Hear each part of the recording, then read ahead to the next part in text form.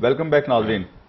میں نے وقفے پہ جانے سے پہلے اعجاز الحق سے سوال کیا تھا کہ وفاق اور صوبوں کے درمیان کس حد تک آہنگی جو ہے وہ موجود ہے، اور مجھے ایسے لگتا ہے کہ جیسے پنجاب گورنمنٹ اور گیلانی گورنمنٹ کے درمیان کوئی گہری انڈرسٹینڈنگ ہے جو کم از کم ہمیں پتہ نہیں ہے، وہ آج اعجاز الحق صاحب سے پوچھتے ہیں. دیکھیں، یہ ان دونوں حکومتوں کا نظریہ ضرورت کہہ لیں اس کو. نظریہ ضرورت کے تحت پاکستان کے اندر بہت کچھ ہوا. آئین بھی ٹوٹے تو نظریہ ضرورت کی بات کی گئی، آئین جوڑے گئے تب بھی نظریہ ضرورت کی بات کی گئی. موجودہ معاملات بھی جو ہیں یہ بھی ایک نظریہ ضرورت ہے. تو خود تسلیم کر رہے ہیں وہ کہ ہم فرینڈلی اپوزیشن ہے اور ایک انڈرسٹینڈنگ کے ساتھ چل رہے ہیں شروع سے، باوجود اس کے کہ کہتے ہیں کہ ہم اپوزیشن ہیں لیکن اپوزیشن کا کردار ادا نہیں کر رہے.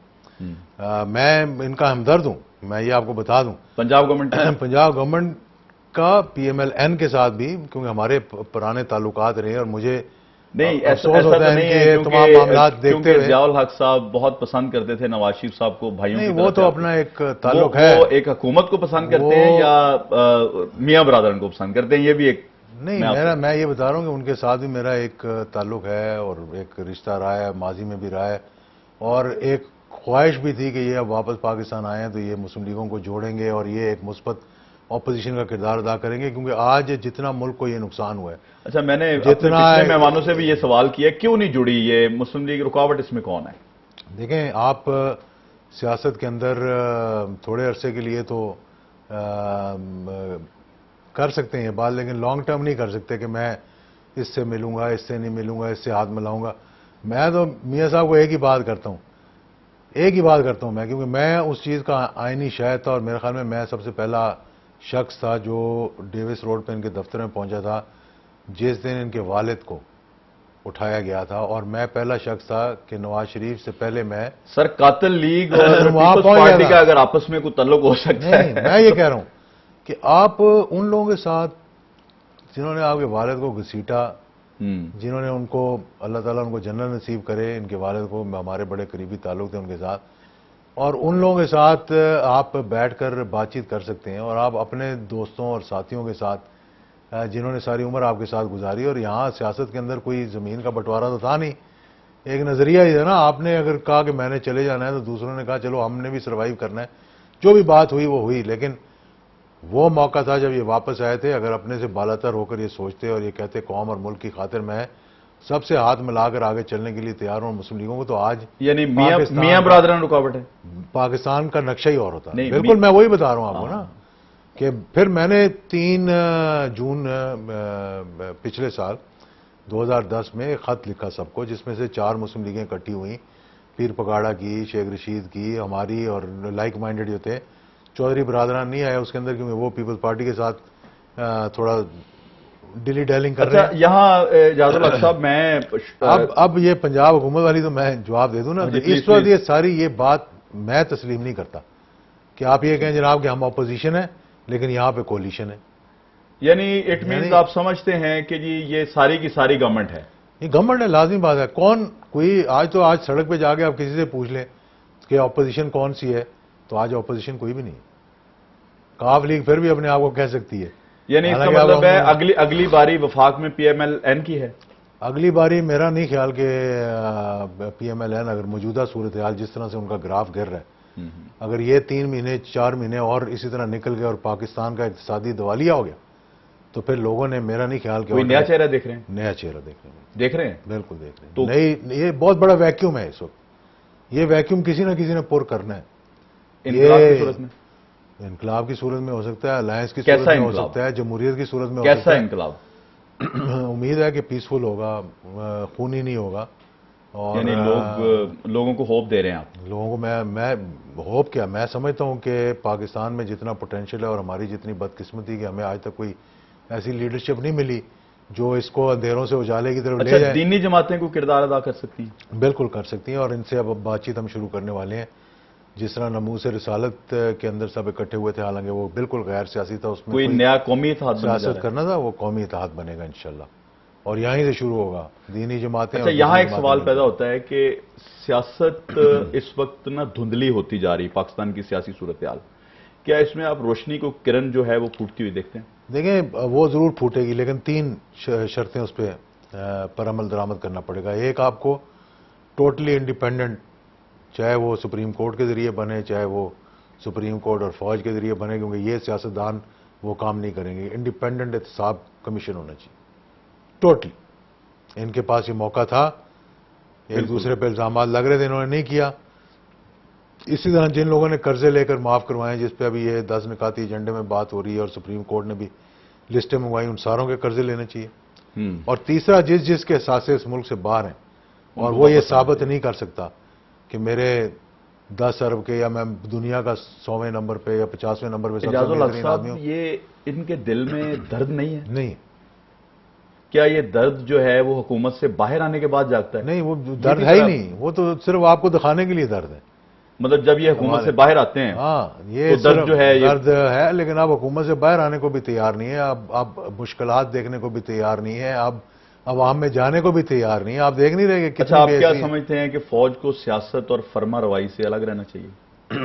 میں سمجھتا ہوں کہ فوج کو الگ رہنا چاہیے، لیکن فوج پاکستان کی سیاست سے الگ رہ نہیں سکتی۔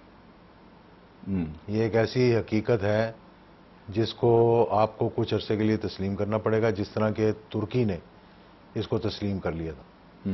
اور پھر ایک ایسی سٹیج آئی کہ آئین ہی تبدیل ہو گیا، نیشنل سیکورٹی کونسل جو ہوتی تھی وہ تبدیل ہو گئی، عوام بیدار ہوئے، تعلیم کی جو لٹریسی ریٹ ہے وہ اس حد تک پہنچا کہ لوگ ایجوکیٹ ہوئے۔ تو پھر آج دیکھ لیں کہ وہی ترکی ہے جہاں پہ فوج کا کوئی کردار نہیں ہے۔ ماضی میں حجاب لینے پہ اسمبلی میں نہیں بیٹھنے دیا، یعنی آپ سمجھتے ہیں کہ اس وقت جو ہے وہ کردار جو ہے فوج کا اس وقت باقی ہے ابھی؟ میں ایک حد تک تو رہے گا نا۔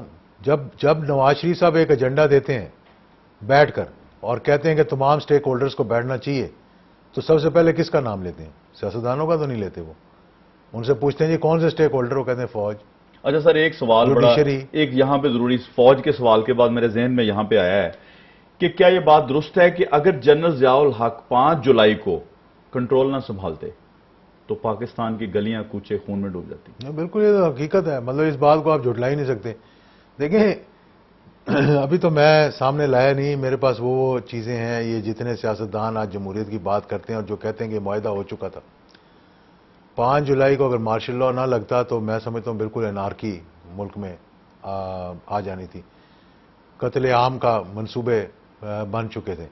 یہ جو اب آگے اپنا جمہوری بننے کی کوشش کرتے ہیں اور کہتے ہیں جناب ایک معاہدہ ہمارا ہو چکا تھا، اس معاہدے کو توڑ دیا گیا اور یہ ہو چکا تھا، وہ ہو چکا تھا، یہ ساری مفروضے ہیں جو اب اکٹھے کیے گئے ہیں۔ میرے پاس کچھ ہے ثبوت، ابھی میں کہتا ہوں کہ کیا کسی پہ الزام لگانے، سر وہ اگر ہے تو کئی لوگ اب دنیا میں بھی نہیں ہیں اس میں سے، کئی لوگ نہیں بات کریں آپ، کیونکہ میں چاہتا ہوں کہ جو گھناؤنے چہرے ہیں وہ سامنے تو آئیں، تو کبھی آئیں گے، کبھی وقت آئے گا تو انشاءاللہ بڑی ضرورت ہے اس وقت قوم کی، سامنے لے کر آئیں گے۔ میں سمجھتا ہوں قوم خیر اور شر ساتھ ساتھ ہیں، اور آپ کا سیاستدانوں کا فرض ہے کہ خیر کی خبر اور شر کی خبر ساتھ ساتھ دیتے رہیں قوم کو۔ ہاں نہیں، وہ تو بات صحیح ہے، لیکن ان سے پوچھیں نا کہ 5 جولائی کو کہاں تھے ولی خان، 5 جولائی کو نواب نصر اللہ صاحب کہاں تھے، یہ 5 جولائی کو یہ دیکھیں جی، بالکل صحیح بات ہے، میاں طفیل صاحب کہاں تھے، بالکل صحیح بات ہے، 5 تاریخ کو مجیب الرحمان شامی اور زیاد شاہد اور جتنے بڑے بڑے کہاں تھے صحافت کے نام، الطاف حسن قریشی، یہ کہاں تھے؟ یہ ہم ان کے لیے سوال چھوڑتے ہیں نا۔ آج یہاں بیٹھ کر باتیں کرتے ہیں جناب کہ جس طرح کہ وہ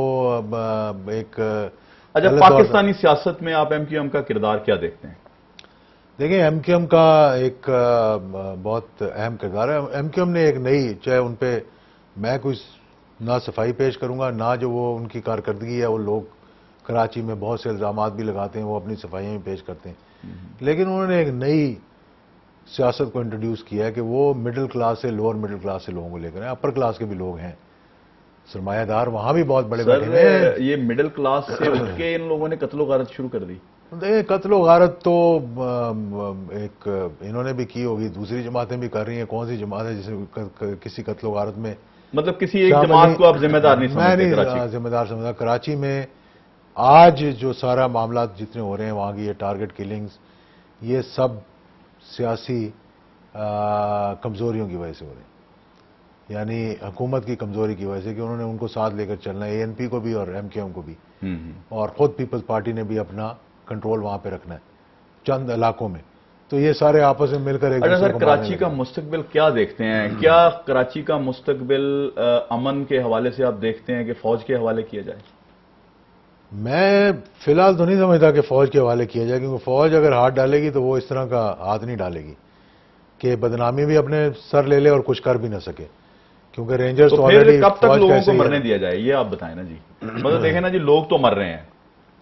جی دیکھیں وہاں کے حالات جس طرح سے ہیں یہ زیادہ دیر تک اس طرح نہیں چلیں گے، اور پاکستان کی ایک شہرک تو ہے کشمیر ہے نا، تو دوسری جو اکنامک اسپائنل کارڈ ہے یا جو پاکستان کی وہ اکانومی کی اقتصادی طور پر، اور میں آپ کو بتاؤں کہ جو ہماری اکانومی ہی کی وجہ سے آج حالات یہاں تک پہنچ گئے کہ اکانومی خراب ہوئی ہے، وہ بھی کراچی گیٹ وے ہے پاکستان کا، پورٹ سٹی ہے، اور یہاں پہ بہت سی سازشیں بھی ہو رہی ہیں پاکستان کو کمزور کرنے کے لیے، جس طرح گوادر کو نہیں بننے دیا جا رہا، جس طرح گوادر کو نہیں پنپنے دیا جا رہا، جس طرح بلوچستان کو نہیں ڈیولپ ہونے دیا جا رہا، جس طرح یہ سوئی کے مسئلے میں گیس کی پائپ لائنیں اڑائی جا رہی ہیں، BNP ہے، ہندوستان انوالوڈ ہے، دیگر لوگ جن کا انٹرسٹ ہے پاکستان کے اندر اور جن کو نقصان ہوتا ہے پاکستان اگر ابھرے تو ان ملکوں کو نقصان ہوتا ہے، ساروں کی انوالومنٹ ہے اس ملک میں. سر آپ چہروں کی تبدیلی پر یقین رکھتے ہیں یا نظام کی تبدیلی پر؟ میں نظام کی تبدیلی پہ اگر صحیح پوچھیں آپ تو کیسا یہ موجودہ سسٹم یہاں نہیں چل سکتا کہ نظام؟ 3% لوگوں کے ہاتھ میں 97% لوگوں کا مستقبل ہو، یہ نہیں چل سکتا ملک کے اندر.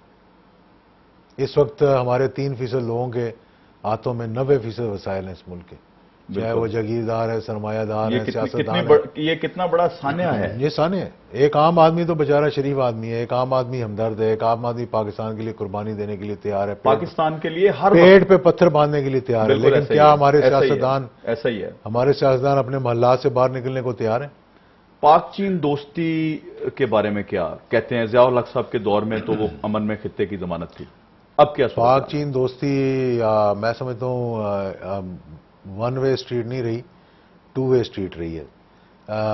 پاکستان کی فارن پالیسی کا اگر کوئی کارنر سٹون ہے تو وہ پاک چین دوستی ہے، اور چین جس طرح پاکستان کے ساتھ کھڑا ہوا ہے ہر مشکل وقت میں کوئی اور ملک نہیں کھڑا ہوا. کچھ ہم اپنے مسلمان ممالک کو کہہ سکتے ہیں. اعجاز الحق صاحب سے ہم نے گفتگو کی، میں آپ پہ چھوڑتا ہوں آپ کیا نتیجہ نکالتے ہیں، اور اگلے پروگرام میں ایک نئی شخصیت کے ساتھ آپ کی خدمت میں حاضر ہوں گے. اللہ حافظ.